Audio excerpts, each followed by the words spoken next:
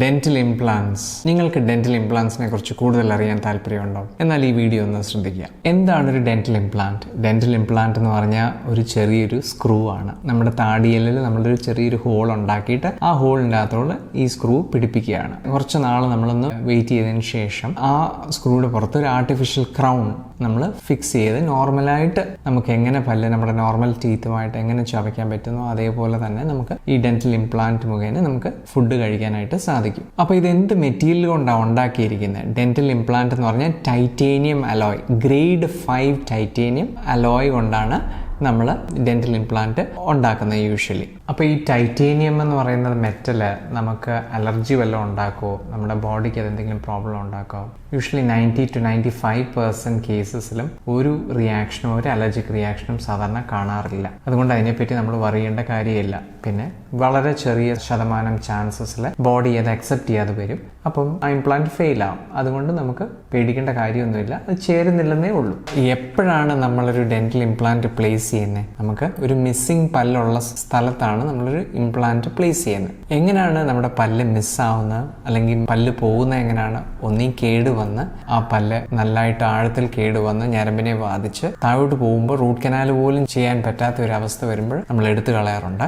അതല്ല, പല്ല് നല്ലതായിട്ട് ആടി പോവുകയാണെങ്കിലും നമ്മൾ പല്ല് എടുത്തു കളയാറുണ്ട്. ഇനി ഒരു പല്ല് അവിടുന്ന് പോകുമ്പോൾ എന്തുവാ സംഭവിക്കുന്നത്? നമുക്കറിയാം, പതുക്കെ പതുക്കെ അതിനോട് ചുറ്റുമുള്ള സപ്പോർട്ട് ചെയ്തുകൊണ്ടിരുന്ന എല്ല് പതുക്കെ പതുക്കെ ദ്രവിച്ച് പോകാറുണ്ട്, ഇല്ലേ? അതുകൊണ്ടാണ് പ്രായമുള്ളവരുടെ നമുക്ക് കാണുമ്പോൾ അറിയാം, എല്ലൊന്നും കാണത്തില്ല, പല്ല് സെറ്റ് വെക്കാനൊക്കെ വളരെ ബുദ്ധിമുട്ടായിരിക്കും. നിങ്ങൾ പ്രായമുള്ളവരുടെ മോണ ശ്രദ്ധിച്ചിട്ടുണ്ടെങ്കിൽ അറിയാം, അല്ലെങ്കിൽ നമുക്ക് തന്നെ അറിയാൻ പറ്റും. ഒരു പല്ല് എടുത്തതിന് ശേഷം പതുക്കെ പതുക്കെ പതുക്കെ അതിന് ചുറ്റുമുള്ള എല്ല് തേഞ്ഞ് പൊക്കോണ്ടിരിക്കും. അതുകൊണ്ട് ഒരു പല്ലാണ് ആ താടിയെല്ലിന് ഒരു എക്സസൈസ് കൊടുക്കുന്നത്. ആ പല്ല് അവിടുന്ന് പോയി കഴിഞ്ഞാൽ അവിടെ എക്സസൈസ് അതിന് ലഭിക്കാൻ വേറെ ഒരു മാർഗവും ഇല്ല. അതുകൊണ്ട് അത് പതുക്കെ പതുക്കെ തേയ്മാനം തുടർന്നുകൊണ്ടിരിക്കും. അതുകൊണ്ട് ഒരു ഇംപ്ലാന്റിന്റെ മെയിൻ ഗുണമെന്ന് വെച്ചാൽ ആ എല്ലിനെ സ്റ്റിമുലേറ്റ് ചെയ്തുകൊണ്ടിരിക്കും, ആ എല്ലിനൊരു ടച്ച് കൊടുത്തുകൊണ്ടിരിക്കും, ഇല്ലേ? നമ്മൾ ആ ഇംപ്ലാന്റ് എന്ന് പറയുന്നത് ആ എല്ലിൻ്റെ ഉള്ളിൽ ഘടിപ്പിക്കുകയാണ്. അപ്പം എല്ലിന് എപ്പോഴും ഒരു എക്സസൈസ് ലഭിച്ചുകൊണ്ടിരിക്കും. അതുകൊണ്ടാണ് ആ എല്ലിൻ്റെ അളവ് അതേ ലെവലിൽ ഇരിക്കുന്നത്. ഇതാണ് മെയിൻ അഡ്വാൻറ്റേജ്. ഒരു ഇംപ്ലാന്റും ഒരു ബ്രിഡ്ജ് അറിയാമല്ലോ. ഒരു മിസ്സിംഗ് പല്ലുണ്ടെങ്കിൽ അതിൻ്റെ അപ്പുറത്തെയും ഇപ്പുറത്തെയും പല്ലിനെ രാവിയാണ് നമ്മളൊരു ബ്രിഡ്ജ് വെക്കുന്നത്. ഓക്കെ, അതിൻ്റെ ഒരു മെയിൻ ഡിസഡ്വാൻറ്റേജ് പറഞ്ഞാൽ നമ്മൾ നല്ല പല്ലിനെ രാവി കളയുന്നുണ്ട്. ഇനി ആർക്കൊക്കെയാണ് ഇംപ്ലാന്റ്സ് സൂട്ട് ആകാത്തത്? അൺകൺട്രോൾഡ് ഡയബറ്റിസ് ഉള്ളവർക്ക്, അതായത് ഈ HbA1c ലെവല് എപ്പോഴും വളരെ ഹയർ ലെവലിലായിട്ട് ഇരിക്കുന്നവർ.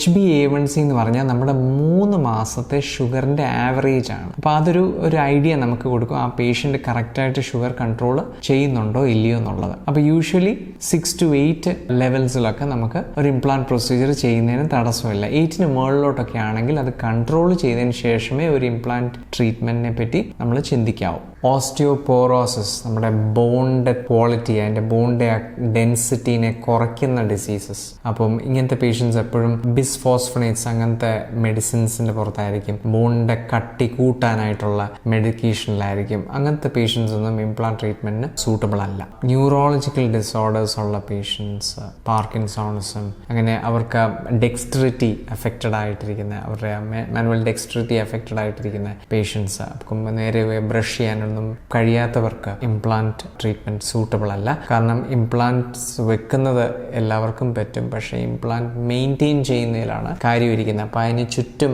അഴുക്കൊക്കെ എപ്പോഴും ഇരുന്ന് കഴിഞ്ഞാൽ ക്ലീൻ ചെയ്യാനായിട്ട് സാധിക്കാത്തവർക്ക് ഇംപ്ലാന്റ് ട്രീറ്റ്മെൻറ്റ് അഡ്വൈസബിൾ അല്ല. അവർക്ക് കൂടുതലും ഊരുന്ന ടൈപ്പ് സെറ്റുകളൊക്കെ ആയിരിക്കും കൂടുതലും അഡ്വൈസബിൾ. ട്രാൻസ്പ്ലാന്റ് ഒക്കെ ചെയ്യുന്ന ഇമ്മ്യൂണോ സപ്രസൻറ്റ് മെഡിസിൻസ്, അതായത് സ്റ്റിറോയിഡ്സ് ഒക്കെ എടുക്കുന്ന പേഷ്യൻസ്, ട്രാൻസ്പ്ലാന്റ് ഒക്കെ ചെയ്യാനായിട്ട് പോകുന്നവർക്കൊക്കെ ഇംപ്ലാന്റ് ട്രീറ്റ്മെൻറ്റ് ഒരു സൂട്ടബിൾ ഓപ്ഷൻ ആയിരിക്കത്തില്ല. കാരണം അവരെപ്പോൾ സ്റ്റിറോയിഡ്സ് എടുക്കുന്നതുകൊണ്ട് അവരുടെ ഹീലിംഗ് ഒക്കെ എഫക്റ്റഡ് ആകും, വൂണ്ട് ഹീലിംഗ് ഒക്കെ എഫക്റ്റഡ് ആകും. അതുകൊണ്ട് അങ്ങനത്തെ പേഷ്യൻസിന് നമ്മൾ ഇംപ്ലാന്റ്സ് സജസ്റ്റ് ചെയ്യാറില്ല. ക്യാൻസർ ട്രീറ്റ്മെൻറ്റ്, ആക്റ്റീവായിട്ട് ക്യാൻസർ ട്രീറ്റ്മെൻറ്റ്, റേഡിയേഷൻ ഒക്കെ എടുക്കുന്ന പേഷ്യൻസ് ഏരിയയിലുള്ള രക്തോട്ടമൊക്കെ കുറവായിരിക്കും. ഇംപ്ലാന്റിന് വേണ്ടിയിട്ടൊരു കീ ഹോളൊക്കെ ഉണ്ടാക്കുമ്പോൾ അത് ഹീലാവാനും ആ ഇംപ്ലാന്റും എല്ലും തമ്മിൽ ചേരാനുള്ള സാധ്യതയൊക്കെ വളരെ കുറവായിരിക്കും ഇങ്ങനത്തെ പേഷ്യൻസിൽ. ക്രോണിക് സ്മോക്കേഴ്സ്, സിഗരറ്റ് വലി ഒരു കോൺട്രാ ഇൻഡിക്കേഷനാണ്. ഇംപ്ലാന്റ് ട്രീറ്റ്മെന്റ് ചെയ്യാതിരിക്കുന്നതാണ് നല്ലത് സ്മോക്കേഴ്സിൽ. അപ്പോൾ നമുക്ക് ഏതൊക്കെ സിറ്റുവേഷൻസിൽ ഇംപ്ലാന്റ്സ് കൊടുക്കാം? നമുക്ക് ഒരു പല്ല് പോയിട്ടുണ്ടെങ്കിൽ അവിടെ മാത്രം ഇംപ്ലാന്റ് കൊടുത്ത് അതിൻ്റെ മുകളിലൊരു ക്രൗൺ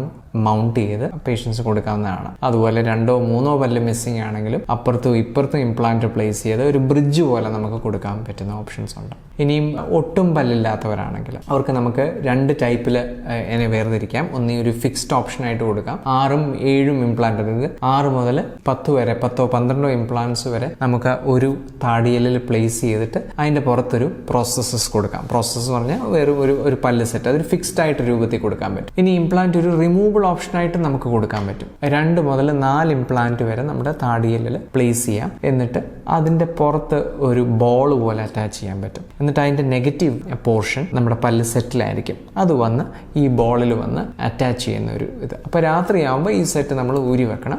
ബാക്കി സമയങ്ങളിൽ നമുക്ക് ഇടാനായിട്ട് സാധിക്കും. അതൊരു റിമൂവബിൾ ഓപ്ഷൻ. അതിന് ഓവർ ഡെഞ്ചർ എന്ന് പറയും. ഒരു ഇംപ്ലാന്റിന് നമുക്ക് എപ്പോഴും ഒരു അറിയേണ്ട ഒരു ചോദ്യമായിരിക്കും, ഇതിൻ്റെ വില എത്രയായിരിക്കും, ഇതിൻ്റെ കോസ്റ്റ് എത്രയായിരിക്കും. അപ്പം യൂഷ്വലി ഒരു ഇംപ്ലാന്റിന് ഒരു പല്ല് അതിൻ്റെ പുറത്ത് ഫിക്സ് ചെയ്യാനാണെങ്കിൽ ഇന്നത്തെ സാഹചര്യത്തിൽ 30,000 to 50,000 വരെ ചാർജബിൾ ആണ്.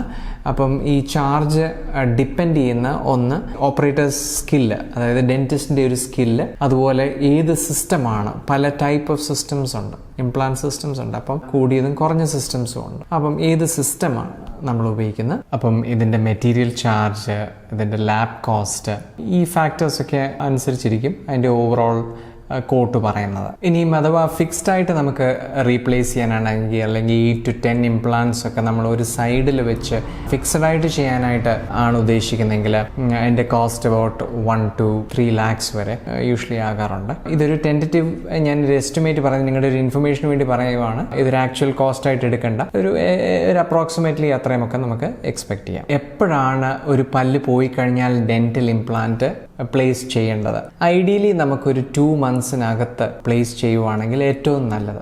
സമയം അങ്ങോട്ട് പോകുന്തോറും ഞാൻ നേരത്തെ പറഞ്ഞ പോലെ എല്ല് പതുക്കെ തേയ്മാനം വന്നുകൊണ്ടേയിരിക്കും. അതുകൊണ്ട് ഒത്തിരി അങ്ങോട്ട് നീട്ടി വെക്കേണ്ട. നിങ്ങൾ റീപ്ലേസ് ചെയ്യാൻ ഉദ്ദേശിക്കുന്നെങ്കിൽ കഴിയുന്നത്രയും അത് നേരത്തെ ചെയ്യാനായിട്ട് പ്ലാൻ ചെയ്യുക. പല്ലെടുത്തിട്ട് ഒരു 5 വർഷം കഴിയുമ്പം അതേ എമൗണ്ട് ഓഫ് ബോൺ അവിടെ ഉണ്ടാവണമെന്ന് നിർബന്ധമില്ല. അതുകൊണ്ട് ഐഡിയലി 6 months to 1 yearനകത്ത് ഇംപ്ലാന്റ് വെച്ച് സബ്സ്റ്റിറ്റ്യൂട്ട് ചെയ്യുവാണെങ്കിൽ ഒരു നല്ലൊരു ഓപ്ഷൻ ആയിരിക്കും. ഇനി ഒരു ഇംപ്ലാന്റ് ഫെയിൽ ആകുമോ? ഫെയിൽ ആകാം. എന്തുകൊണ്ടായിരിക്കും ഫെയിൽ ആകുന്നത്? പല കാരണങ്ങൾ കാണും ഒരു ഇംപ്ലാന്റ് ഫെയിൽ ആകുന്നതിന്. ഒന്നീ ചിലപ്പം ആ ബോൺ ക്വാളിറ്റി പൂർ ആയിരിക്കാം. പേഷ്യൻസിന് ചിലപ്പോൾ വൈറ്റമിൻ ഡി ലെവൽസ് ഒത്തിരി കുറവായിരിക്കാം.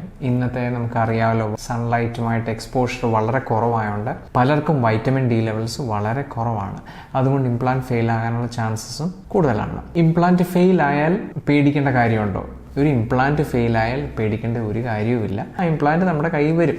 ആ ഒരു സ്ക്രൂ പോലെ സാധനം നമുക്ക് അത് ലൂസായി ഇറങ്ങി വരും, അല്ലെങ്കിൽ ലൂസായി ഡോക്ടർ അത് മാറ്റേണ്ടി വരും. ഒരു ഫെയിലായ ഇംപ്ലാന്റ് ഊരിയതിന് ശേഷം നമ്മൾ വീണ്ടും ഒരു 2 months വെയിറ്റിംഗ് പീരീഡ് കൊടുക്കും. വെയിറ്റിംഗ് പീരീഡ് കൊടുത്തതിന് ശേഷം വീണ്ടും ആ ഉണ്ടാക്കിയൊരു ഹോൾ ഉണ്ടല്ലോ, ആ ഹോളിൻ്റെ അകത്ത് വീണ്ടും നോർമൽ ബ്ലഡ് ഫില്ലായി ഒരു പല്ലെടുത്ത സോക്കറ്റ്, ഒരു പല്ലെടുത്ത സ്ഥലം എങ്ങനെ ഹീലാവുന്നോ അതേപോലെ തന്നെ ആ ഇംപ്ലാന്റിൽ നമ്മൾ ഒരുക്കിയ ഹോള് നോർമലായിട്ട് വീണ്ടും എല്ലുമായിട്ട് നിറഞ്ഞതിന് ശേഷം വീണ്ടും നമുക്ക് ഇംപ്ലാന്റ് അറ്റംപ്റ്റ് ചെയ്യാവുന്നതാണ് ആ കേസസിൽ. അതുകൊണ്ട് ഫെയിൽ എന്ന് പറഞ്ഞിട്ട് നമ്മൾ പേടിക്കേണ്ട ഒരു കാര്യമില്ല.